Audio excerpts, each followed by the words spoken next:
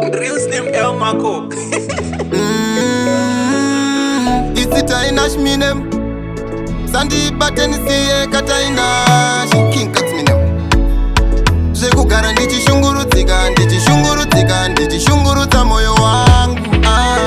Ndiwe wangu wakatambisa mukana Pandai kudapa waindisha inira Andichada shekudanana newe Wakasiya moyo wangu baby wa uponda ponda. Ndiwe wangu wakatambisa mukana Pandai kudapa waindisha inira Andichada shekudanana newe Wakasiya moyo wangu baby wa uchkora chkora. Waigara kundishungurudza moyo Nakukufonera kafona udaire Nakungogara pipi yangu yakakwira Andichina ma feelings newe Waingoda kundiona ndiri pachura Kungogara newe pae ayoe mashura.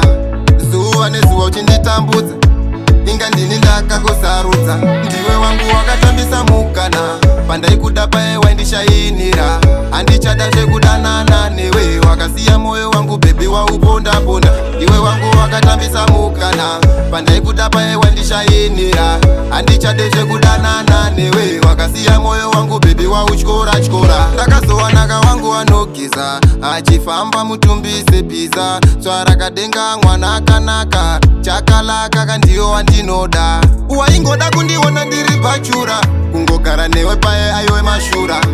Zuwa nezuwa uchinditambudza Inga ndini ndakakusarudza. Ndiwe wangu wakatambisa mukana Pandai kudapa waindisha inira Andichada shekudanana newe Wakasiya moyo wangu baby wa uponda ponda. Ndiwe wangu wakatambisa mukana Pandai kudapa waindisha inira Andichada shekudanana newe Wakasiya moyo wangu baby wa uchkora chkora. Ndiwe wangu wakatambisa mukana Pandai kudapa waindisha inira Andichada shekudanana newe Wakasiya moyo wangu baby wa uponda ponda. Ndiwe wangu wakatambisa mukana Pandai kudapa waindisha inira Andichada shekudanana newe Wakasiya moyo wangu baby wa uchkora chkora.